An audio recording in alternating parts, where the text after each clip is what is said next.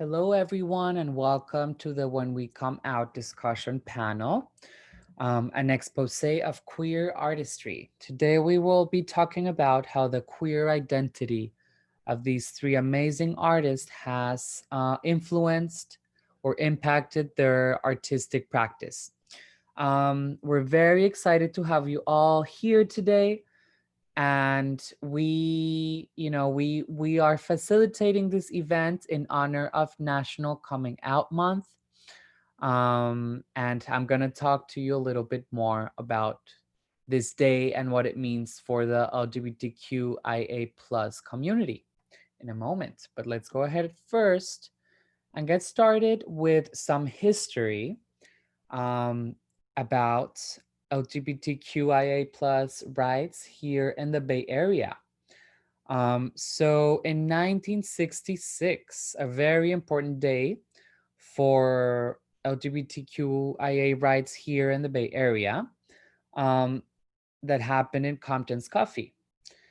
But first, I wanted to talk to you a little bit more about Compton's Coffee. So Compton's Cafeteria was one of the chain of cafeterias owned by Gene Compton in San Francisco from 1940 to 1970s. It was located in the Tenderloin in San Francisco. And it was one of the few places where transgender people, especially trans women who had spent a long evening hustling or working, could congregate publicly in a city and feel safe inside this private space, of course.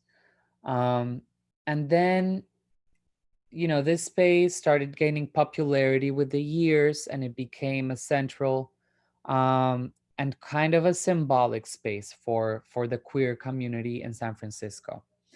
Um, and then in 1966, the incidents of the Compton's Coffee riots was the first LGBT-related riots in United States history, preceding the most famous in 1969, which was Stonewall, which most of us know, and it marked the beginning of transgender activism in San Francisco.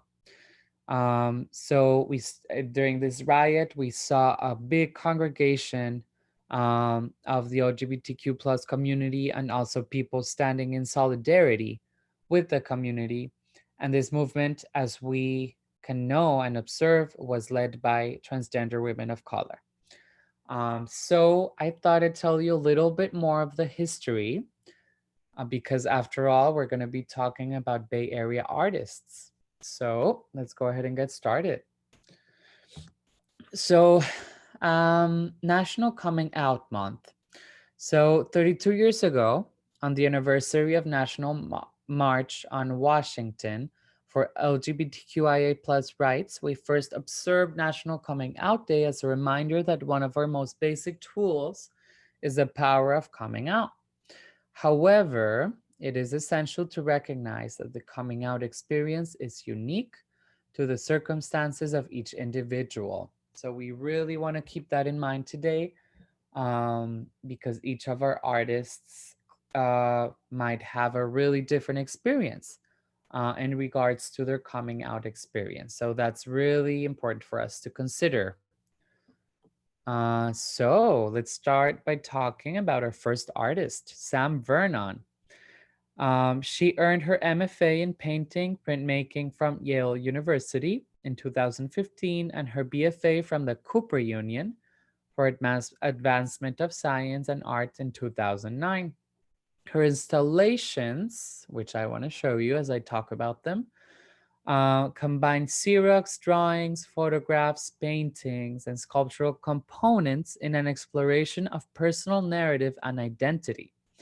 Sam lives in San Francisco, California, and teaches as an assistant professor in the print media department at the California College of the Arts. Here you can see some of Sam's work, some of her really beautiful installations.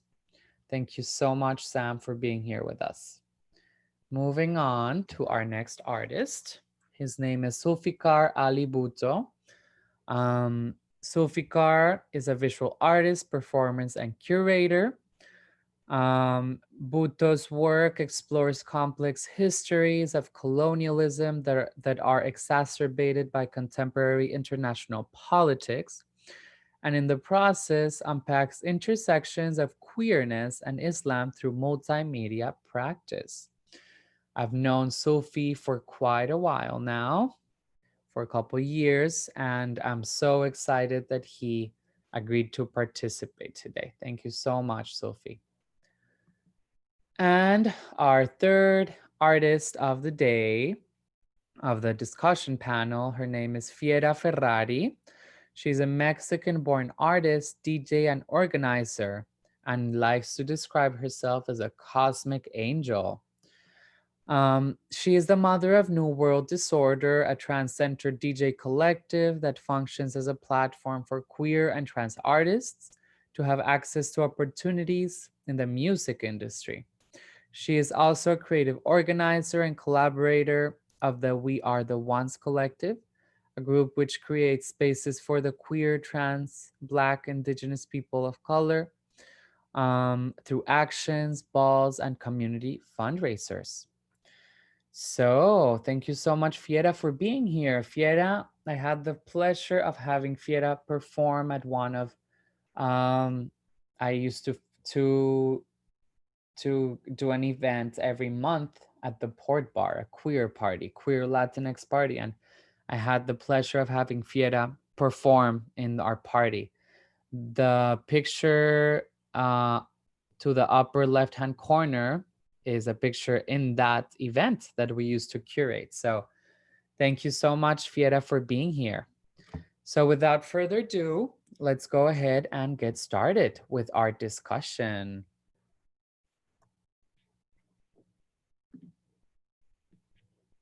I've been living outside of it for so long.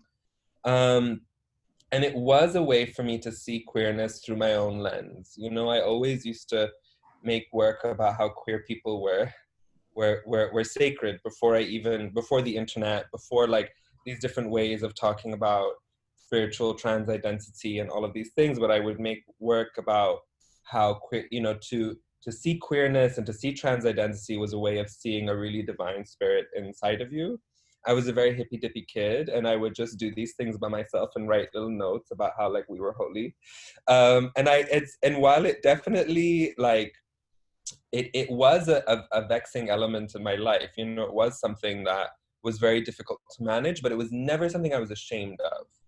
And I think, and for whatever, for however that happened in my life, for whatever reasons, whatever my context was or my conditioning was, I was scared of it, but I was never ashamed of it. And my art was a way for me to probe deeper into that. And I think, however, though, it was when I started making art as an artist, as a professional, and going into school and going into all these things, you know, I did a lot of work around gender and nationalism at first, but it felt, you know, I for a long time I was like, well, you know, I'm not, you know, before I was open or out or whatever, I was working on other issues of minority rights within Pakistan. So for example, religious minority rights, the Hindu community, all of these different things. And when I moved to the States, you know, these things were not relevant to this audience, right? Like issues of marginalization in a country, Pakistan, where most people couldn't even point to it on the map.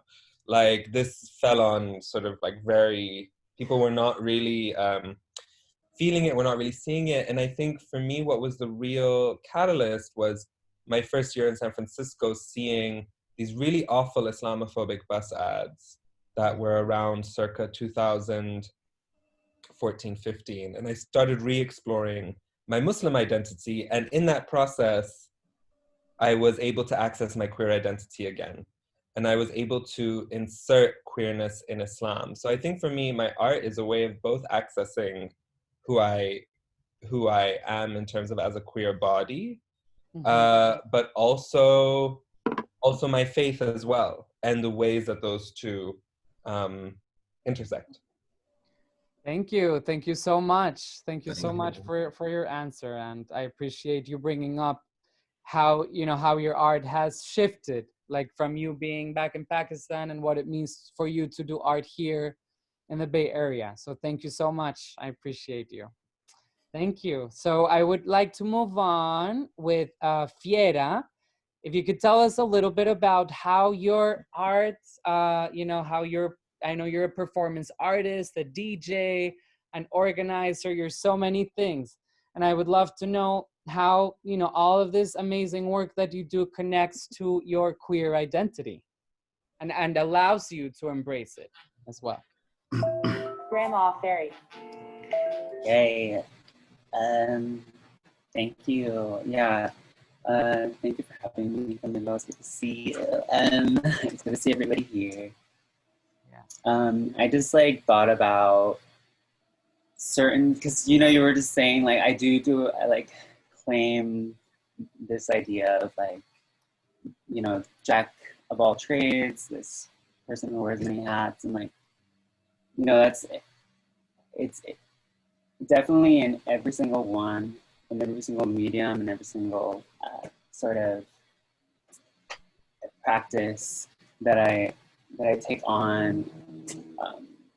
There's always influence or a sort of reference to, you know, queer and trans identity. It's always there. It's like a part of me, right? Especially as a transgender woman, like you know, with performance, like I started out because you know, it was one of those things that I was like suppressing in myself for so long because of, you know, conditioning and just the culture. I'm like, you know, I'm like first generation Mexican. And so there's a lot of sort of just a lot of decolonizing that we have to do, you know, in terms, yeah, and just like in dealing with relationships and families and things. But I definitely, when I started like performing, like it was one of those experiences where I didn't know what I was doing at all. You know, I was just like, I knew I just wanted to be there in front of people. I knew that I wanted to express myself in the way that I hadn't been able to do in, I don't know how long, you know, 20 years or something.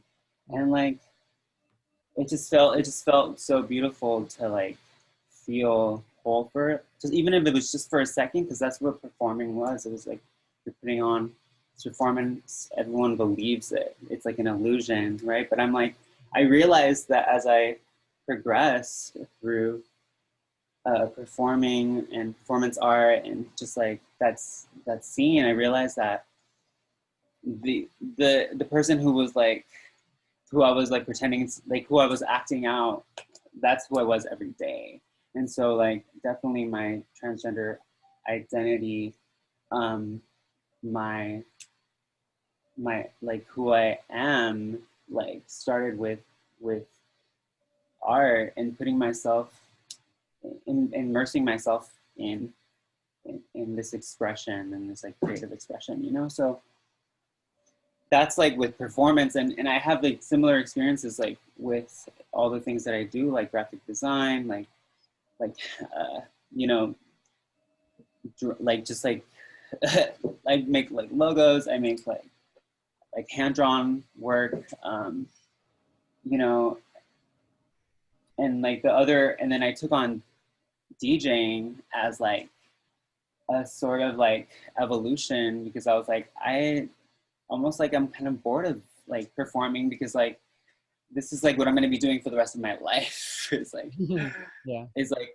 adhering to like my binary that I'm trying to like go towards. Like I was queer for a long time, but like I actually have a goal now, which is like, I don't know, it's yeah, I don't want to say that, but like I don't know, with DJing, like transitioning and just like mixing, like you're literally transitioning songs, like it's like an experience every time, you know? So that's a little bit, you know, so DJing is like just a way for me to do the exact same thing in music and just like performing as well. But yeah, I don't know, it's different, but yeah, I think it's definitely a part of everything.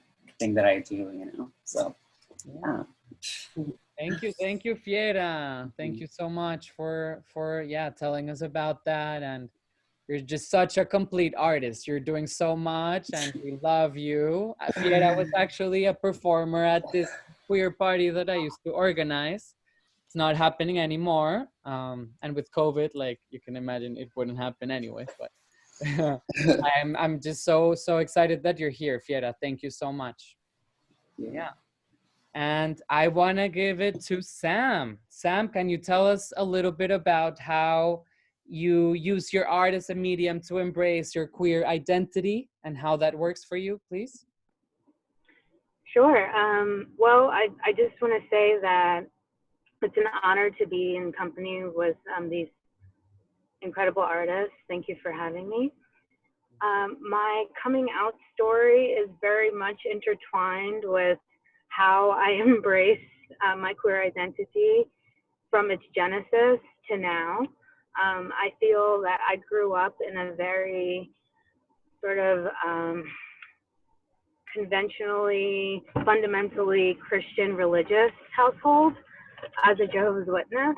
So that and having that background, growing up in that was certainly like challenging in terms of wanting to explore different parts of my life, my intellectuality, sexuality, gender expression, all of the things that a young person is trying to conceive of as they move through the world. But when I attended college is in New York City, in Manhattan, is when I was able to really identify my queerness within a woman of color group that used to meet at Eugene Lane College. And so I was able to meet like people like Venus X, who's like a huge DJ, and like folks that really informed my like who I could be as a woman of color in such a wide spectrum of art making in New York. So with that social background as a anchor and a force to kind of catapult me into my own empowered stance as an artist, especially as a Black woman and a queer woman in academia, I felt like I could really have the kind of community support that was necessary to make my work in studio within a primarily white institution, both in undergrad and in graduate school, and now as a professor. So it's just kind of been this evolution, I think, that started with a queer woman of color group as a 20 something that I'm still in touch with some of these folks today, but that then sort of evolved into my own I think my own way of living, in which I try to bring my queer identity into every space that I occupy. It's just with me. So if I'm doing a site-specific installation in Knoxville, Tennessee, it's with me. If I'm in Toronto, Canada, it's with me. So I'm really grateful that I was able to step into that power and acknowledge that within myself as a young person. Yeah, thank you so much, Sam. And I'm just so happy that you're a professor at CCA, because we need professors like you. So thank you for being here, and sharing. You know, all of you. Thank you for sharing. You know, those very personal experiences and how they relate to your career as an artist. So yeah, Tariq, you wanna? Yeah, Sam, I heard you speak about how growing up, you grew up in a Christian household and how, those rules sort of binded you to confine yourself to not be truly who you are. And, also, Fiera, I heard you speak about the conditioning of things, of how society conditions us. And Zulfi, I even heard your story. Now, Fiera, would you like to expand on the process of coming out and how that's been for you?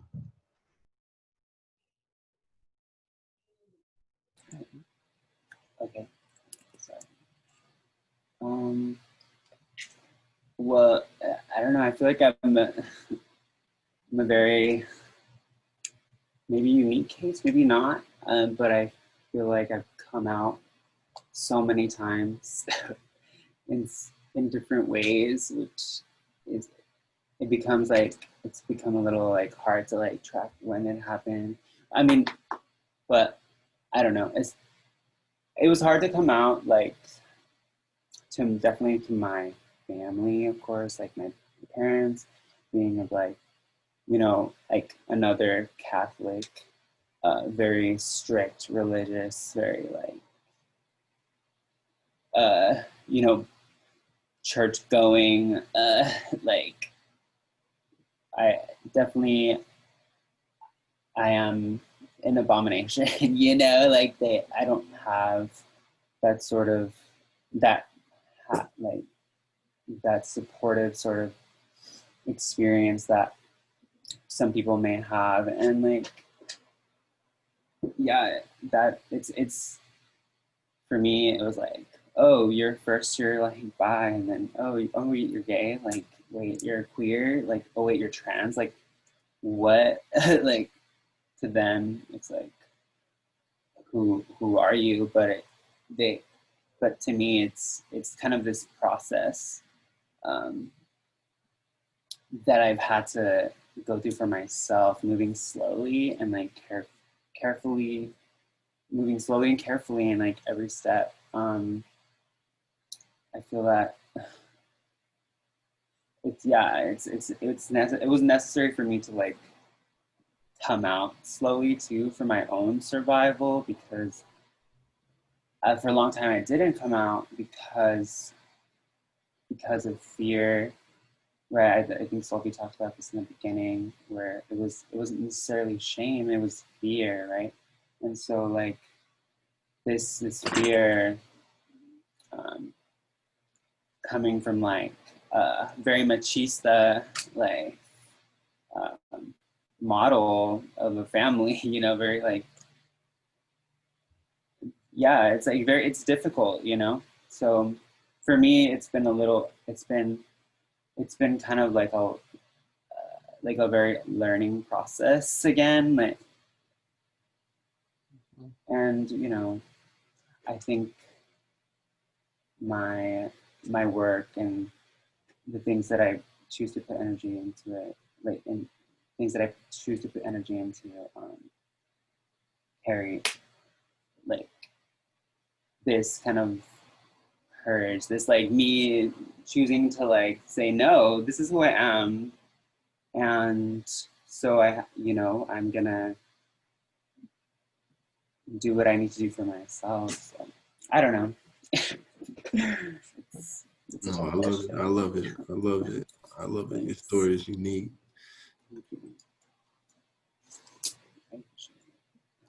Now, Zulfi, would you like to expand a little bit about yourself and how coming out has felt for you? Yeah, I mean, I also just want to like really say that I resonate with so much of what Fiera said around the coming out multiple times, and then the tracking of who you're coming out to and what is the circumstance and the context. And this is, I think, across the board for a lot of queer people of color. And then we can continue to specify as we as as per our context. I think for me, I mean, coming out is an interesting idea, right? It necessitates a sort of it necessitates a certain sort of personifying of a public self of sexuality. And I think at one time in the movement, right, the queer rights movement, or the specifically, I guess, when it started, the gay rights movement, that at least as how people understood it at that time, coming out was a way of expanding on numbers. You couldn't fight a movement if everybody was in the closet. And I think at that time it had some kind of value, and I think now it's become the be all and end all, or the be all of identity, right? Like, you're not actually queer unless you're out and proud about it. Mm-hmm. And I think for me, coming out has been a really contested thing. I mean, I've come out, like I think I would have preferred to have just evolved, You know, I would have preferred to have just sort of walked into my queerness and then just kept on picking up queer bits and bobs as I went along and discovered myself. And the pressure to say, oh, I'm not actually that thing that you think I am. You know, I can't do those things that you expect of me. And I think as the oldest boy in my family, I was expected to do all those things. I was expected to marry, already be married, frankly, probably already have a baby on the way, and take up a certain sort of leadership position within family affairs and whatnot. And I remember the pain of having to tell people I can't do that was really intense. And then I finally got that out of the way. Then there was a wider world that I think, you know, I came out to several times. And I think for me, what becomes really stressful about this idea of coming out was there was this artist video project that was highlighting queer South Asian artists. And at the time I was out, but I wasn't like, I hadn't come out or anything. I was just an artist who was queer and making queer work. But in Pakistan, that wasn't necessarily super solid or super super known about whether I was queer or not. And I was, you know, Fiera and I met in the drag world. So I mean, I'm still Faluda Islam on the inside, but Faluda Islam used to come out a lot more and play. Who's my drag persona? She's still around. And yeah, this video project that was highlighting queer artists did a feature on me. Excuse me, 7-minute feature, and it had like a 10-second clip in the beginning of me in drag, and the rest was me talking mostly about my visual work and what is identity politics. I'm Pakistani and Lebanese, so what does it mean to be caught in this identity, queer, Muslim, etc. And I think what had happened is that the video went viral in Pakistan, and the first 10 seconds showing me in drag became this huge viral thing that people were making fun of and that people were taunting about, and there was these awful homophobic things, and it was really, really overwhelming to be the subject of viral content. And not just that, but to spend 7 minutes talking very seriously about things. And I'm quite proud of what I said in the video still, but to only have the first 10 seconds be a sensation.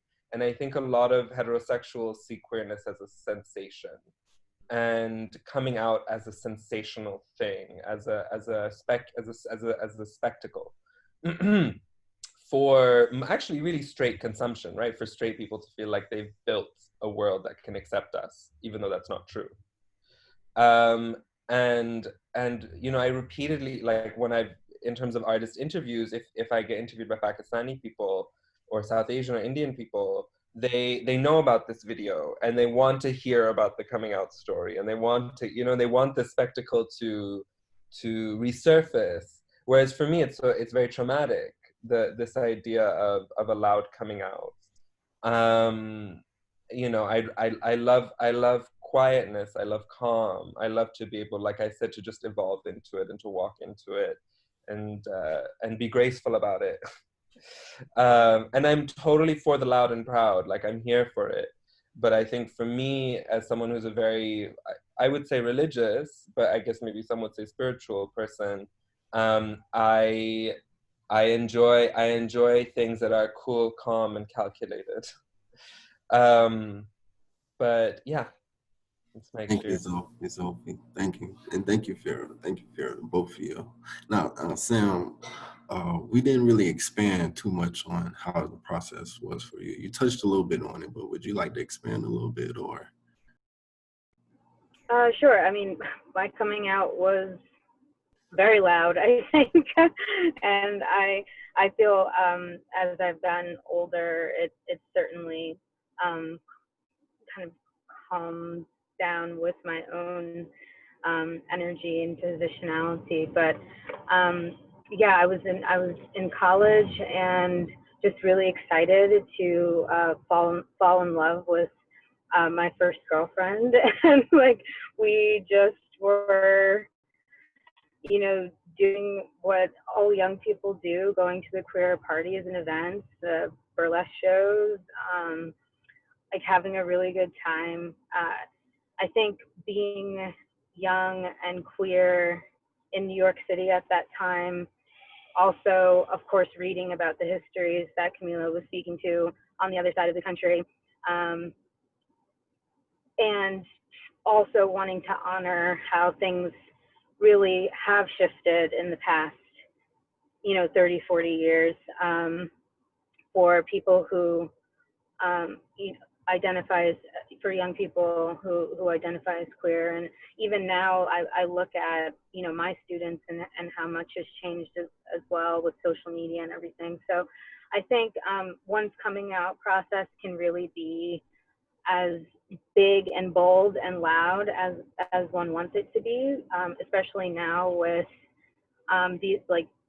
these ways in which we can have internet bodies and real bodies at the same time. And I feel like that's been a great way for me to be able to, over the years, express my evolution and growth as a Black queer identified person. It's a platform that I enjoy, that I feel allows me to also navigate the personal and private space as well as the public space, in ways that perhaps don't always show up within the physical experience of seeing one of my installations in person, that I can use my agency and voice in different ways to show who I am in the world and how I exist. So yeah, I hope that answers your question. It did. Thank you, Zophie, Fiera, and Sam. And your stories were all unique and very strong and powerful. I thank you all for expanding on. Zophie, I love what you had to say. It's not a sensation. It shouldn't be a sensation. It's who you are, and it shouldn't be a spectacle for anybody. And thank you all for expanding. All y'all have tremendous courage. Thank you. Yeah, thank you so much. And yeah, I would like to move on to another question, which is, where do you personally find validation, acceptance and validation? Because sometimes, as queer artists, we don't always find it in our families or in our social circles or in our culture. We might, but it's not always the case. So I would be curious to know, where each of you finds that validation and that acceptance that makes you feel safe in your own skin. So I would like this time to start with Sam. Can you tell us a little bit about where you find that validation in your life as a queer person? Wow, yeah, that's a big one. I'm finding it presently in my relationship. I'm with, my boyfriend is fantastic and really stands for me. Like really tells me that what I'm doing and who I am is a powerful force in the world, protected and just looked after by ancestors, and I have a lot of support. So I just want to give him a shout out. I think I also find it in my chosen family. My chosen family is very important to me. My best friend, Kalima Nazarene, who's also a Black queer,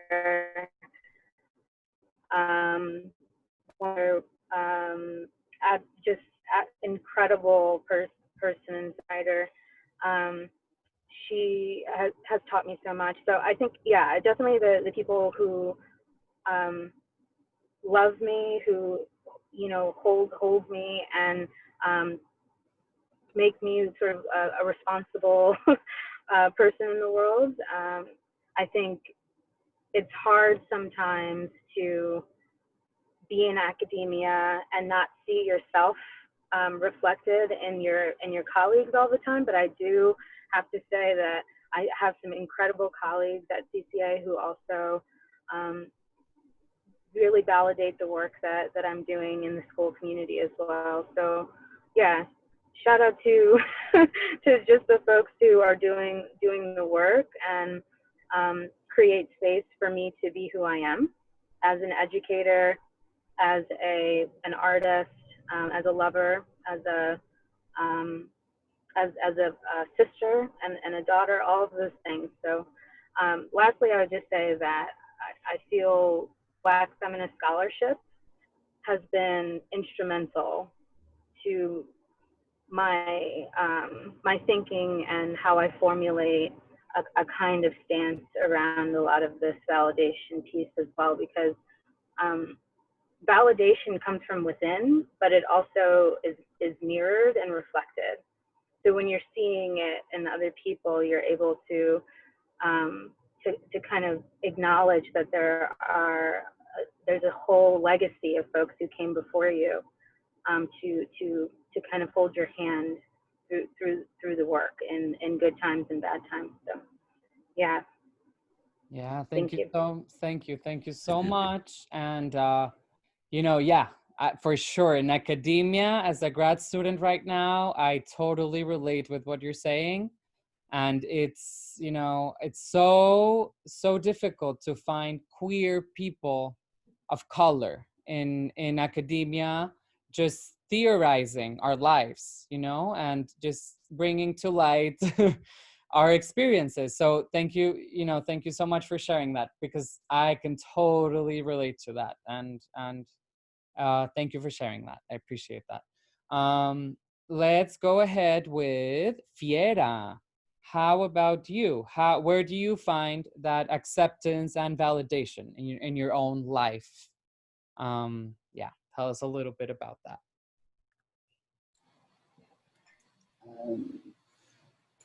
So I've realized that, like, as I grow older, I have become mother's daughter, like, because she was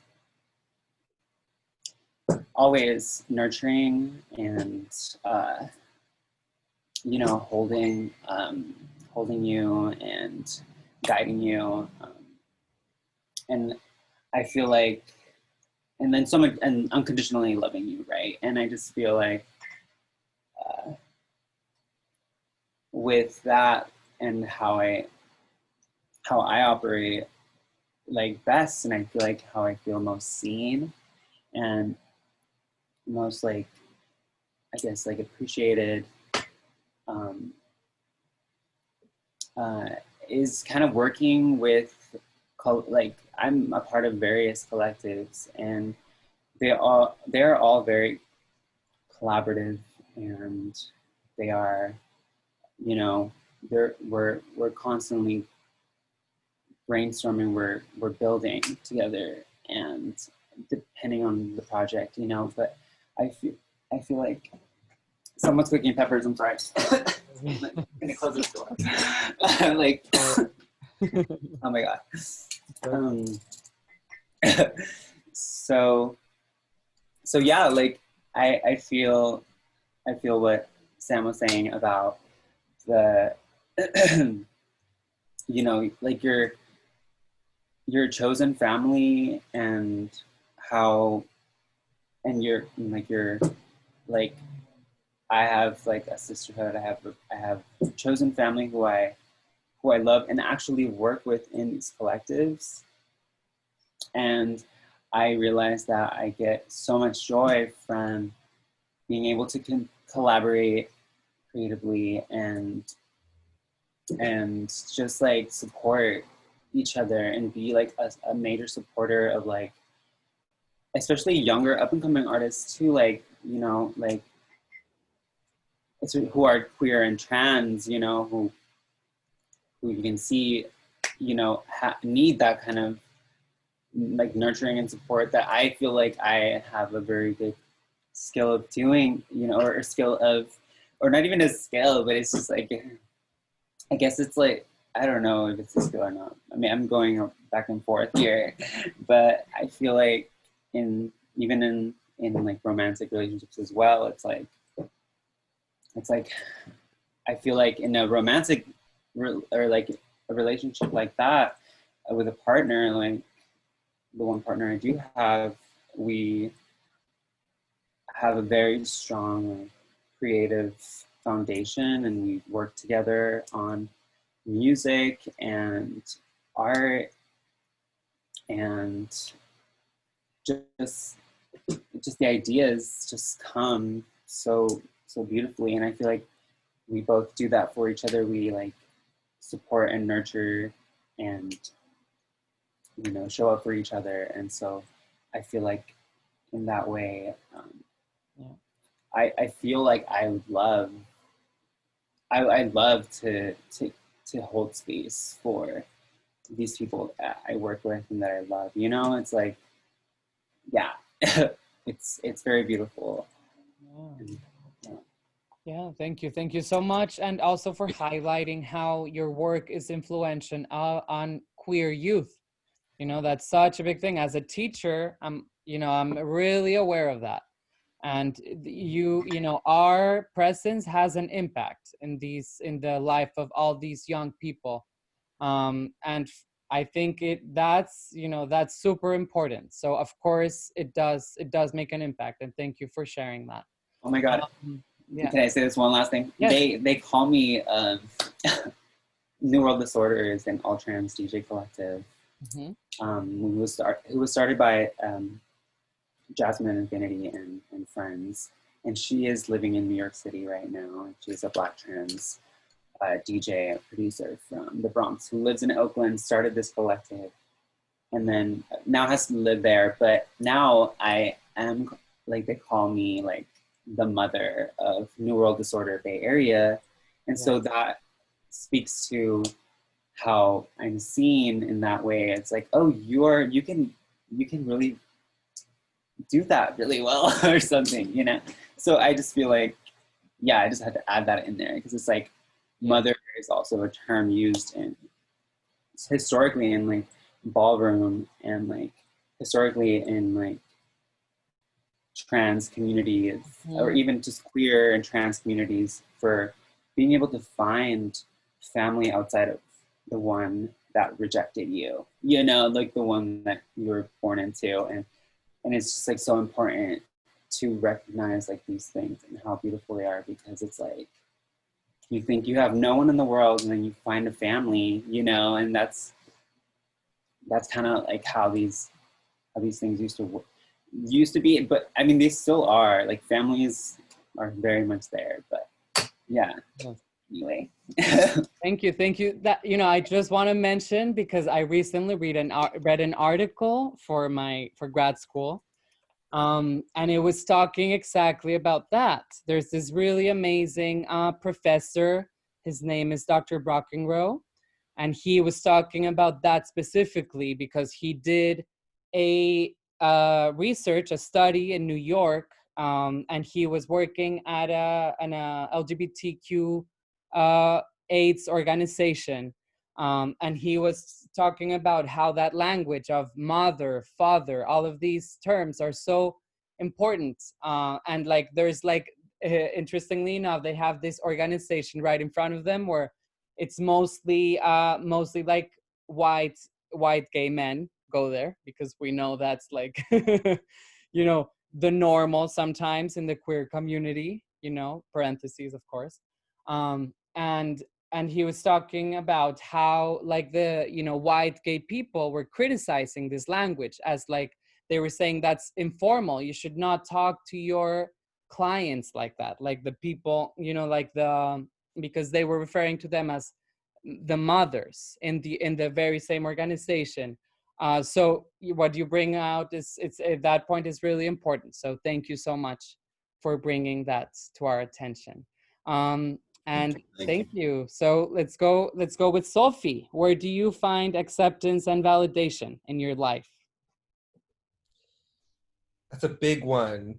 And I think Yeah. this is a part of one of the major through lines of a queer experience is seeking that validation of life, right? Of full guarantee of life experiences.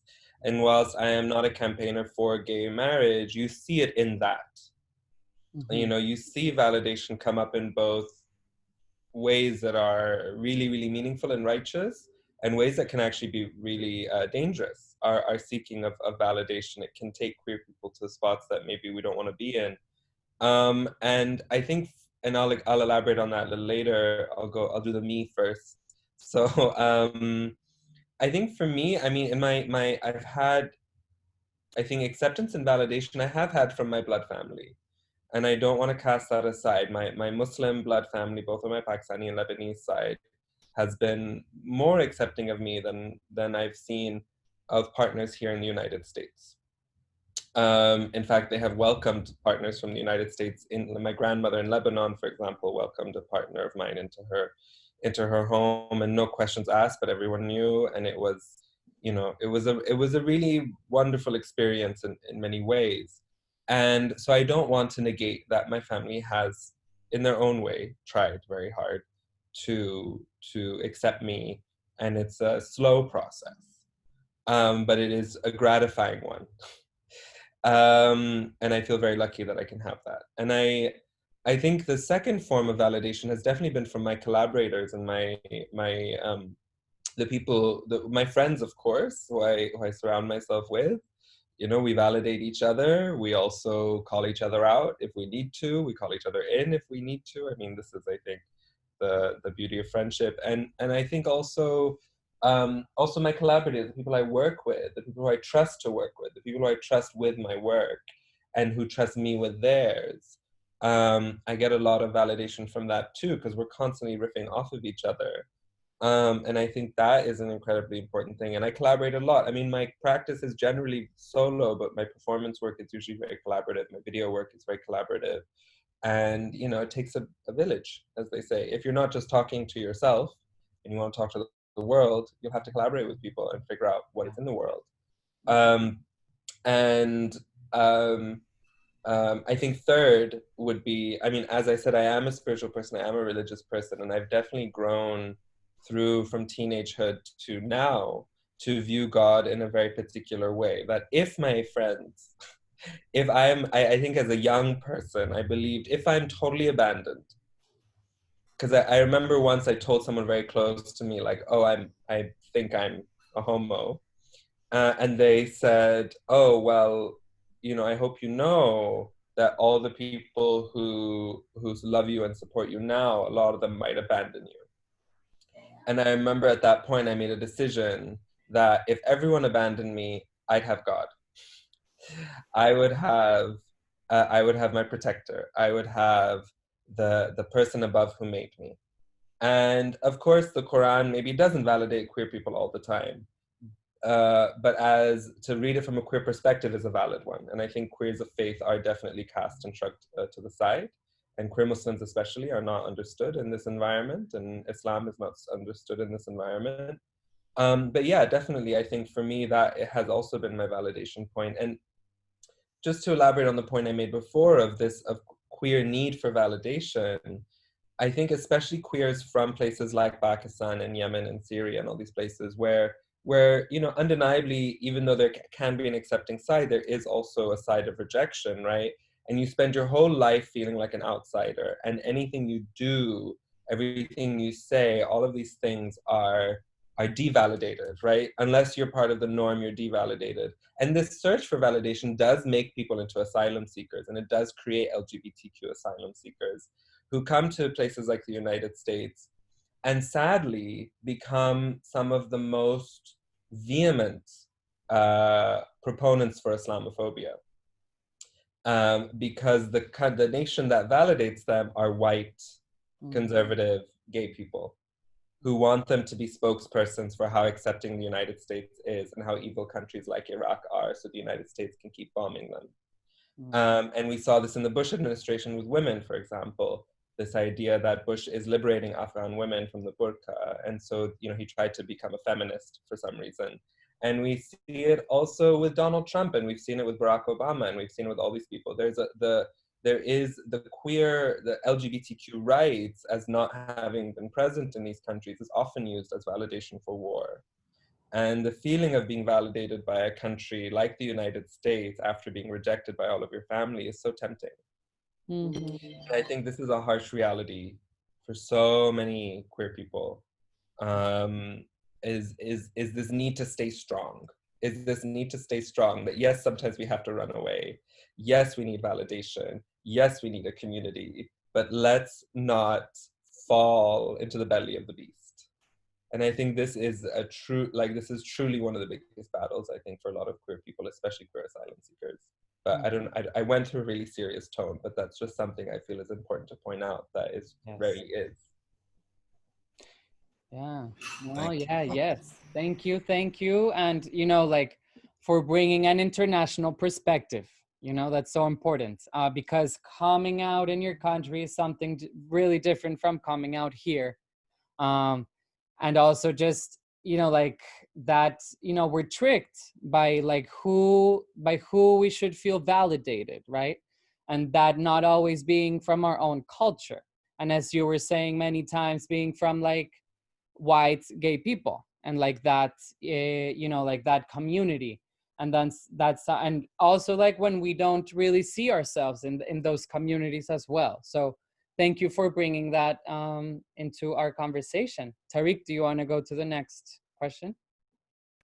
Yes, absolutely. Thank you all. Thank you all for sharing. And our next conversation, we'll start here with you, Zulfi. Is growing up, you know, overseas, was there any queer artists that you looked up to that had an impact on you?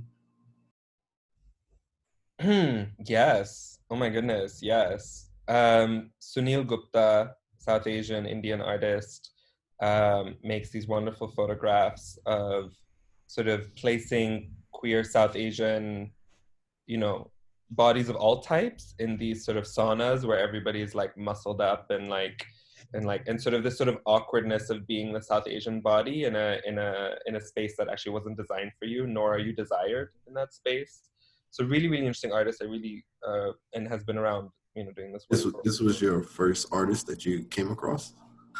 One of the first few, another one, a Pakistani artist who's been working since the 80s, Anwar Saeed.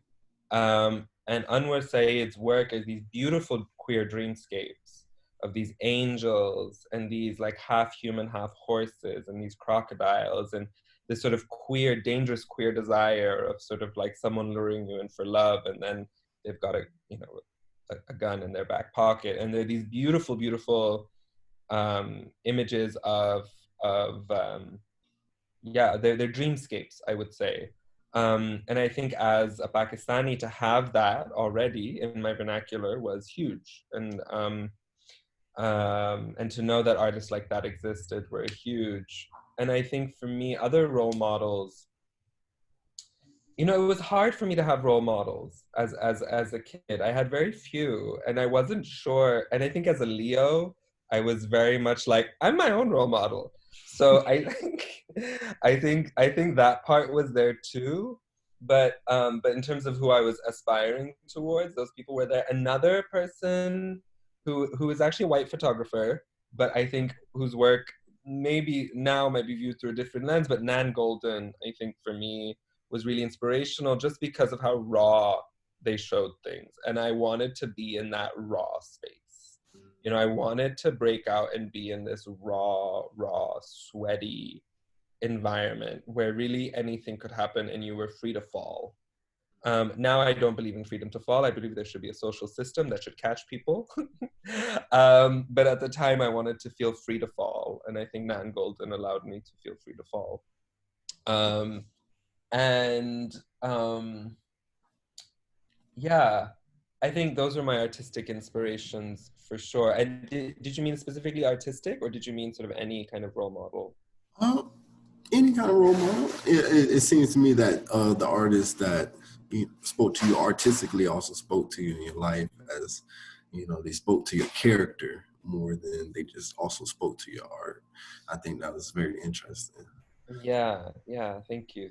And also people in my family. I was taught to role model people in my family, because a lot of people, I mean, my father died when I was 6, so it's interesting. I think a lot of queer people have really, really tender relationships to male figures in their lives, but I only knew my father as a 6-year-old, and up until that point in my life, he was a very tender, kind-hearted person who was willing to be silly. And for me, I do believe in that. I do believe he is my role model, even if he's not around. And in some ways, yeah, and in some ways, I feel very much, there's an image of him I've chosen to make. Which is true. I've chosen to make a certain image of him, and that image of him that I've chosen to make is my role model. Yeah. Thank you, Zulfi. Thank you, Zulfi. I love those arts. I'm gonna have to go check them out. You're gonna have to send me, put them in the chat below so we can all, check them out. Yes. Thank you. Now, Fiera, so, being in the music scene, was there maybe a musician or maybe an actor or somebody that inspired you to be who you are, the amazing person you are? Thank you. And Thank you, Zulfi. Thank you. What was this? Yeah, like, there was always, like, I only had Spanish television growing up, and it was one of those instances where I didn't really know what queer was. I was really sheltered growing up, so all I knew is that I was different. All I knew is that I was a femme. I knew that I had different interests than my boy companions or classmates, and I just feel like growing up, there was just artists who I would watch and just be I really appreciate them, or I just can't stop watching, because they're just, everything about them just speaks, just jumps out at me as brilliance, or just I'm just in awe. So growing up, I love Selena, and I didn't really know that she was or had a history of being queer, which is really fascinating to me, because I found that out later on in life after having been her fan for so long. I'm just oh my god, that was a queer woman. That's sickening. I love that, because it's you realize that you're drawn to these artists or these people or these looks or these messages because they speak to you as a queer trans person. So Selena, her fashion style, her sense of just being who she was, I think everybody can appreciate her, Yeah. and I just Prince and Michael, were also just they were men, or Prince is not a man or a woman, right? So these were just people who were just in the limelight, and I'm just oh my god, they're amazing. And these are just growing up, because I watched telenovelas for first 10 years of my life, and movies once in a while, but I was hella sheltered. I found a lot of my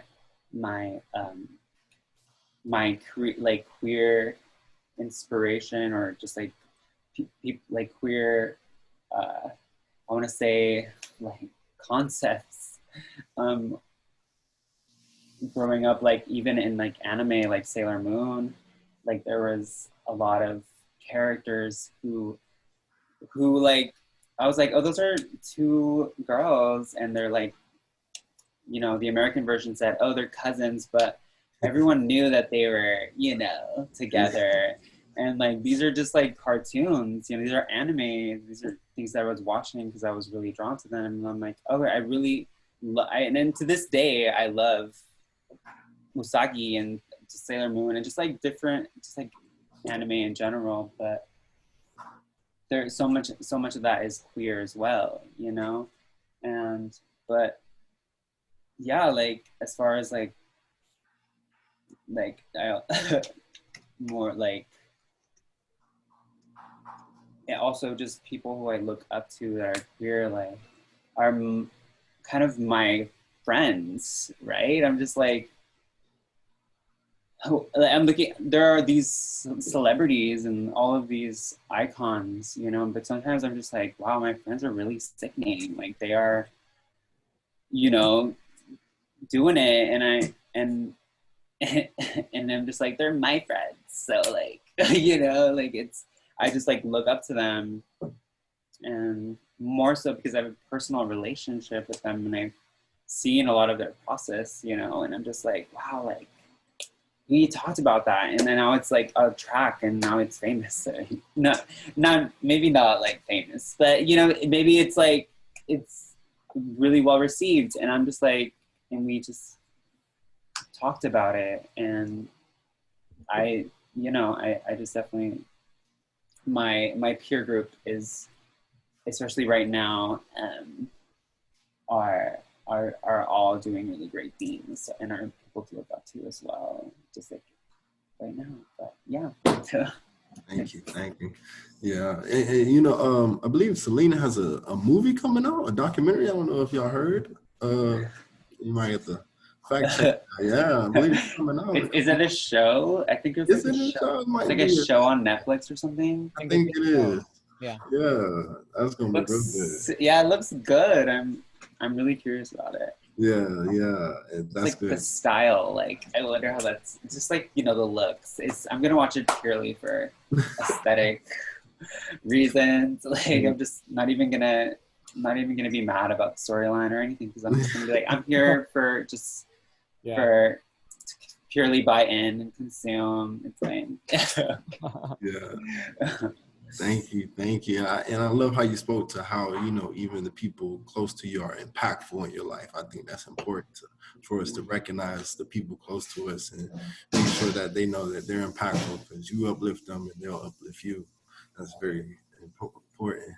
Yes. And, thank you. Now, Sam, you know, being the influential artist you were and you are, you know, or is there any other artists that influence you or maybe influence your style?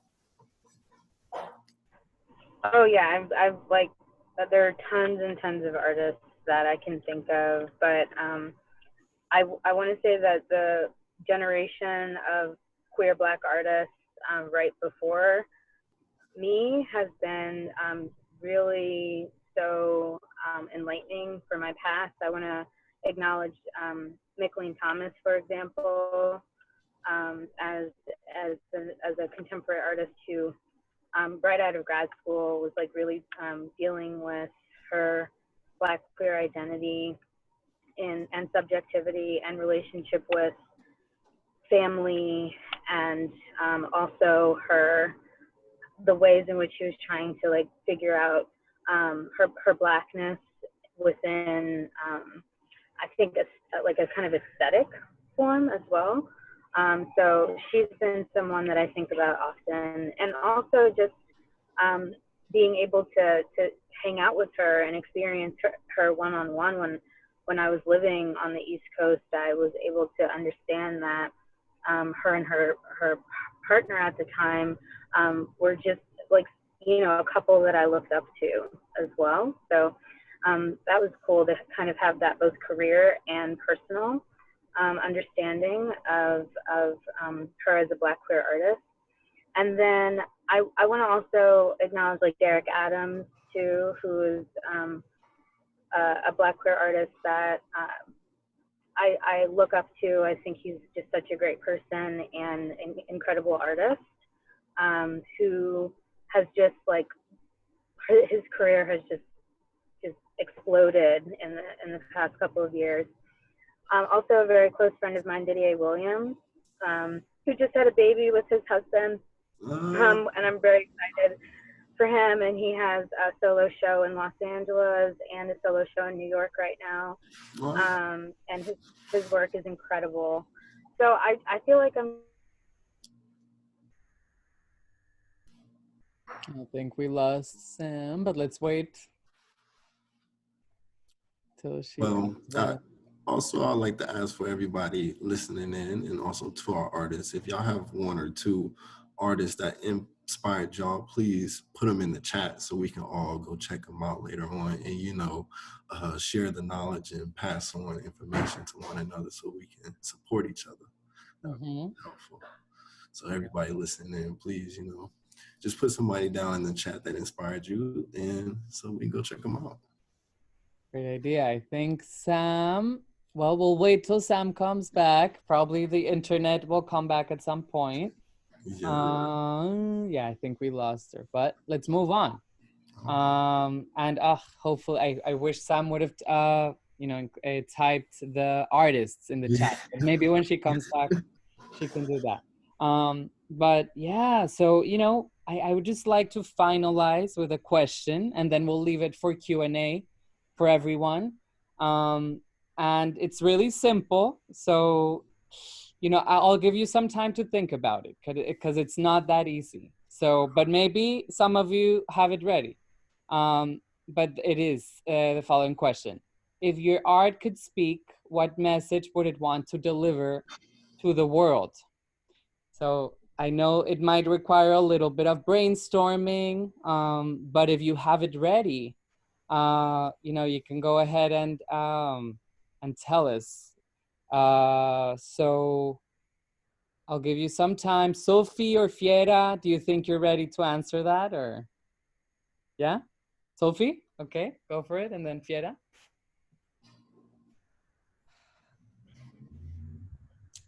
My current project, say to the world that queer people have always been here fighting the good fight. We have always been part of major revolutions and movements throughout history.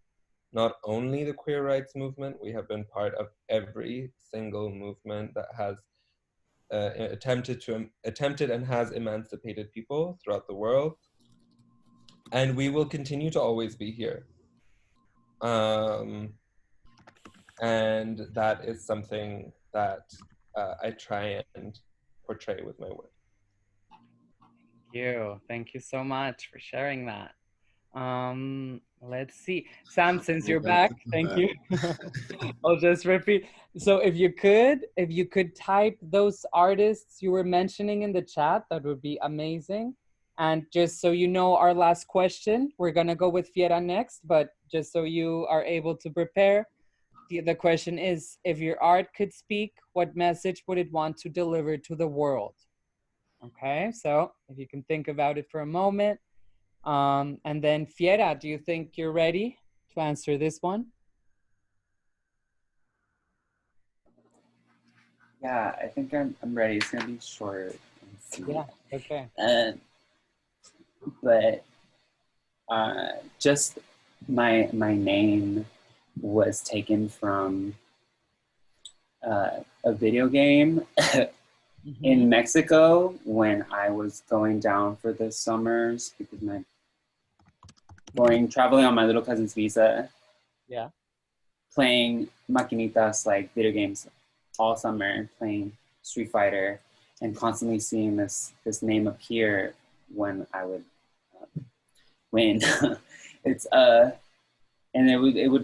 it was basically like, oh, this. It was like, oh, Fiera, I have destroyed you. You're a Fiera. Like, and this is in Spanish. Like, and I'm like, I always stuck with me because that it kind of inspired my performance. Like this name, actually, I just liked the way it sounded, and then when I found out what it means, it became what my art speaks, what it's trying to communicate, I guess. And so it means like wild beast, feral creature, like demonic being. And granted, I'm a spiritual person too, so that's kind of like that's the kind of art of it is like it represents this idea of my art or my creativity and my expression, like to disrupt, to kind of like, to kind of make a statement, to change social, like, or to involve like a listener or a viewer or someone who's experiencing what I'm expressing. And so like, yeah, for this kind of like this breaking point of like, I just want to create like something that will like paradigm shifts, you know, like Yeah. it's gonna create drastic social changes, you know. That's what I want, like, because, you know, like, I don't know, like my name, it's like also in the Bible as like one of the beasts in the world that you should avoid, you know, but it's like, it's a metaphor for like the status quo, you know, to like watch out for me because I'm going to destroy it from the inside. You know what I mean? Like I'm gonna, you know, I don't know. But then again, it's like one of those things where it's like Audre Lorde says, the master's tools will never dismantle the master's house. And so it's you have to kind of just destroy it, you know. It needs to be, it all just needs to burn it all down. I'm sorry. Yes, burn it all down. Love it. Thank you so much, Fiera. Thank you. And yeah, Sam, would you want to tell us, if your art could speak, what message would it want to deliver to the world?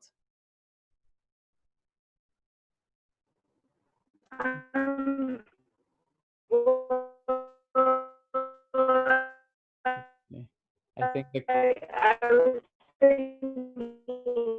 is. Let's see. Let's give it a couple minutes. Or Sam, I think your connection is not so great right now, but if you could type it in the, oh. And I actually, Yeah. Let's see. when I'm approaching installations, I always think about the phrase, if these walls could talk. Okay. Yeah, we got that. Uh-huh. These walls could what? Sorry? Could talk. Okay. Yeah. Can you hear me? We got you. Yeah, we can hear you.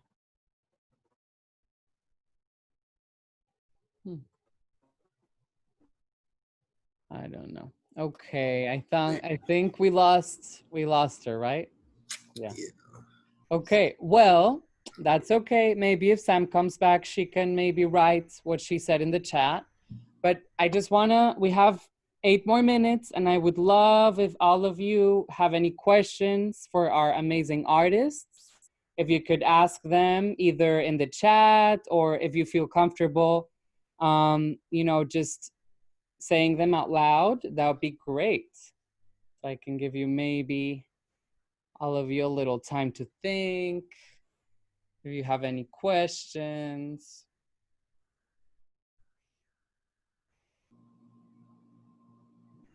I don't have any questions. I just want to say thank you all for sharing your story. And I know my camera's not on right now, but this was such an honor to hear your story.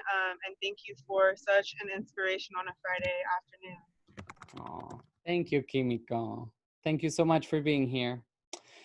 Kimiko is a fellow graduate student like me. She's in my program. Thank you so much for being here, Kimiko. I really appreciate you. Any other questions that we have for our amazing artists?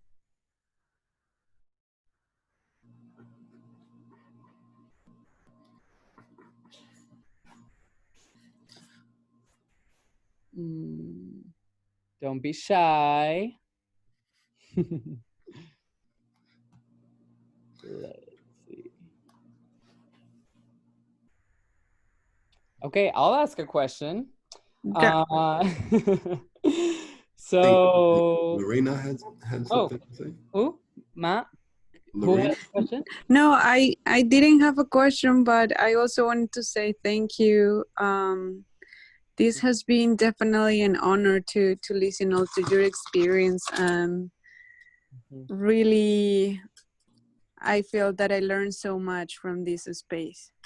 And thank you for sharing your experience with us, and for, you know, show us how art is also this way to find ourselves and our own identity. So thank you so much for this space. And no, I don't have more questions. That's okay. No, I think we covered a lot. So actually, if you just have comments to our artists, I think that would be great too, if you don't have any questions. So we'll leave it open to comments, questions.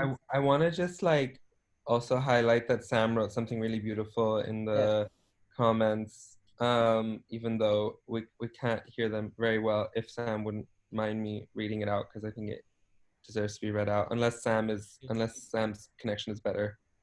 But I just want to, yeah, I'm going to read it out. But Sam said that I hope my work leaves a legacy of Black interiority, complexity, and vastness. Yes. I just feel like, yeah, it needs to be in this space. Oh, yes. Thank you so much. Beautiful, beautiful. Yeah, thank you. And you know, I really wanted for this to be a space for queer artists of color. I think that's so important for us to you know, highlight, because so often we're not really giving that space. And I just really appreciate all of you being here for us to talk about our really unique experience, your really unique experiences in the world, in the United States, and also Zulfi back home for you, and for Fiera also back in Mexico. I know these are all really unique experiences.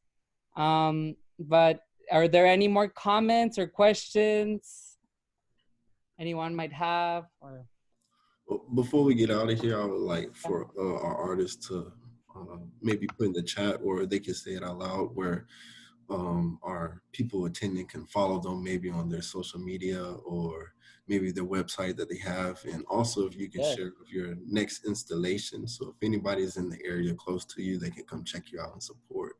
So definitely, thank you, Sam, thank you. So everybody check in the chat and go follow, please go follow and support our artists. Every follow and every support is a big help to them and their movement. Thank you. yes, yeah, and also follow them on Instagram. We have a lot of advertising on our social media, so for sure you'll see their Instagram usernames. And yeah, well, you know, if no one has any comments or questions, oh, Sammy, you have a question, comment or question? Yeah, I was just also going to say, I think Salima's comment just summed up what I was going to say, that it's just so beautiful to see, you know, we're everything but the stereotype, and to see such a celebration. And I couldn't hear all the answers earlier. I hope to hear it later on, but just such healing celebration, and celebration of the beautiful people that you are, and what you bring to our community. I'm so grateful for it. Yeah. I also wanted to jump in and just like express my gratitude to everyone, all the artists, and Tariq and Camila for putting this on. It's really cool to like have this space within the like college space, which can often just feel like not like it's like put on a mask, or like this feels like a treat. So yeah, this is really nice. Thanks. Thank you. I'm glad that's what it meant for you, and thank you so much for being here. Yeah, well, thank you everyone. That's it. It's almost 5:30. And you know, just be tuned for our upcoming events. Thank you so much, Zulfikar, Fiera, and Sam. Thank you. Oh my God, thank you. Thank you. This was, like Devin said, truly a treat. Thank you all. Thank you. Yeah, thank you so much. And and that's it for today. Okay, thank you so much, everyone. And please be tuned for our events. Thank you so much, amazing artists that you participated today. Okay, Bye, take everyone. care. Thank you.